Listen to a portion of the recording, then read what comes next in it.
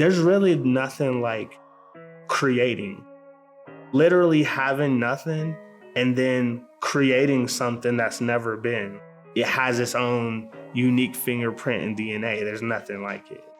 Anytime you're creating, it's magic. Want to give it a shot? I remember I had a little cigar box, a little wooden cigar box where I was hiding these tapes. It was like NWA. I got the tape from my cousin Lamont. He kind of introduced me to a lot of things, and music was certainly one of them. He used to always tell us when we were kids, like, I'm gonna take y'all to Hollywood and have y'all perform and take y'all to record labels. And he would always have us like practicing dance moves and raps and singing. And we would do little shows on my grandma's back porch and literally set up chairs and charge the neighborhood kids a dime. Art and expressing yourself through different artistic forms was just part of the community.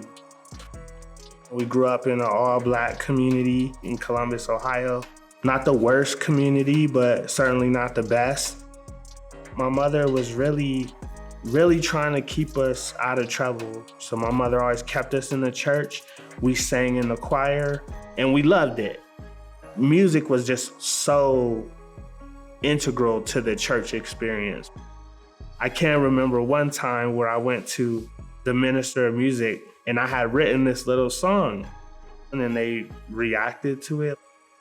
I was like, okay, I like this. My mother had some real struggles with her health. She was a chronic asthmatic.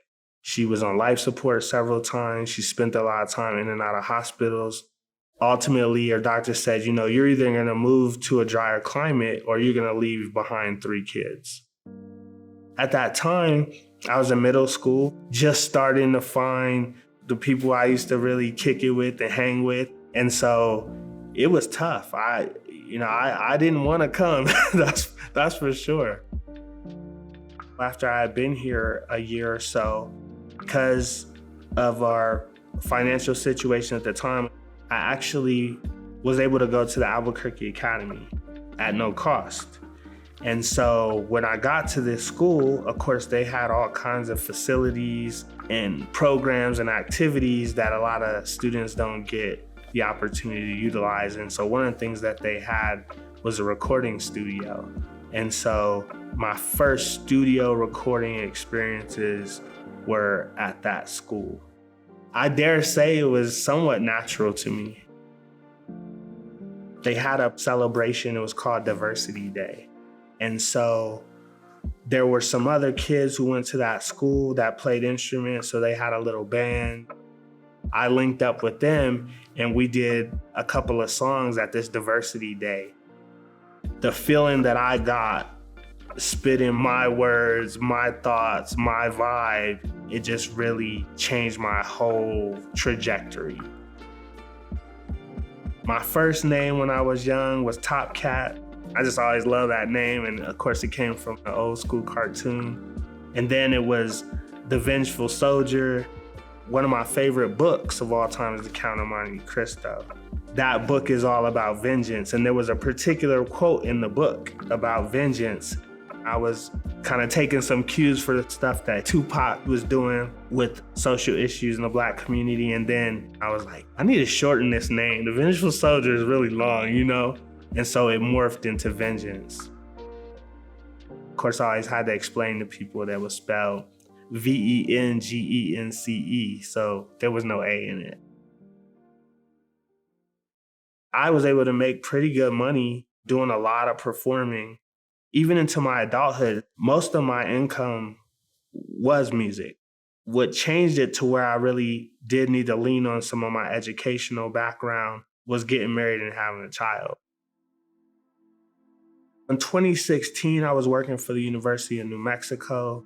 I was running programs. I was doing a lot of guest lectures. I was presenting at national conferences, all kind of things. But I remember one day I was in the classroom training my team and my voice started cracking. Didn't think anything of it. A few days went by. I thought I had laryngitis or something like that. Next thing you know, a few weeks have gone by and it didn't come back. And a month has gone by and it didn't come back. Finally went to the doctor found out that I had a polyp on my vocal cord, and it was really, a rude awakening. I was also going through a lot of things where I was questioning my faith to some extent, my church affiliation, and I had in some ways said like, this singing in the choir stuff, this directing the choir stuff, like, I'm not doing none of that. Sort of made a declaration that I'm not going to use my voice and use my spiritual gifts in the way that, I had. Then I started to sort of rethink that and say, is this God telling me, well, if you're not going to use it for my purposes, I'll take it from you. I went and saw a medical specialist and told him how important my voice was to me, and he performed a procedure, removed the polyp, but 4, 5, 6 months later, not too long, it grew back, bigger than it was the first time. It was one of the most devastating experiences. To sit in church every week and not be able to sing, right? I said I wasn't gonna do these things, but of course, when it's not your choice, now I'm sitting here and I can't sing. And I started realizing how important it had always been to me in all aspects of my life. So it was just a really humbling, devastating experience. And so I didn't know if I would get my voice back. What I did know was that I made a commitment that if I were to have my voice restored, that I would use it to uplift and to continue with building the kingdom.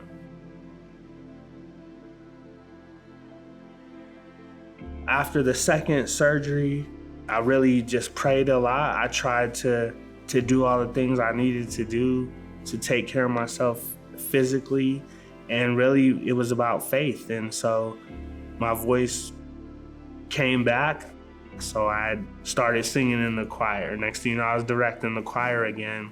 But outside the church, all my music was secular. It was still Vengence. Fast forward a couple of years, and then COVID hits. The church was trying to figure out, how do we do this virtual church stuff? It turns out that there's a lot of licensing requirements and things if you want to stream music. So I said, I'll just write a song and we could stream my original music.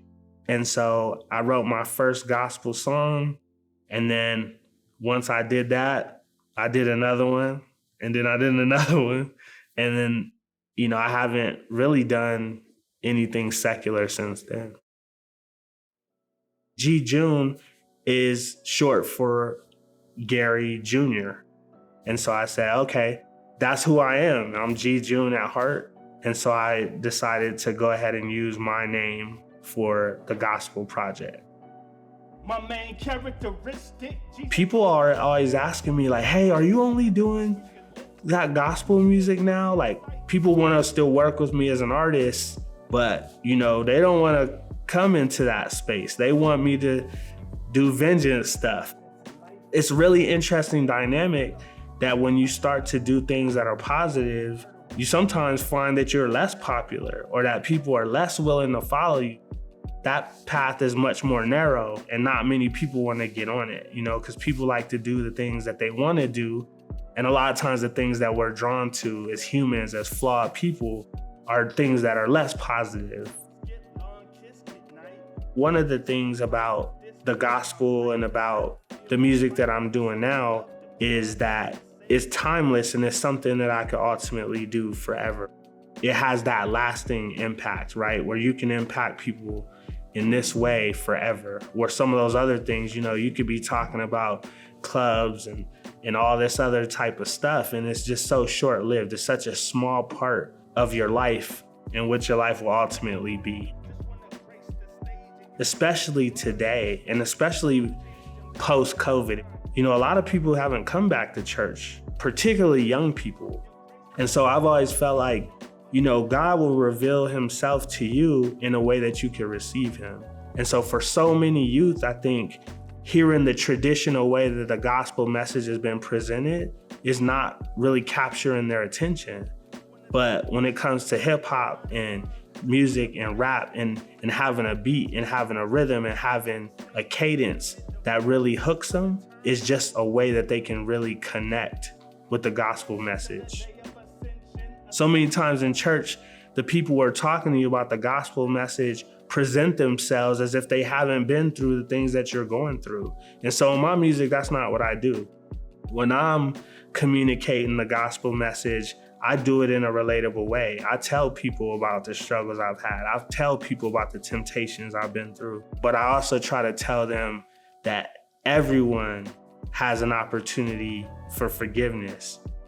That's what really makes this an awesome experience, a powerful calling, and something that has been life-changing for me to really be able to tap into my ultimate potential for spreading the goodness of God.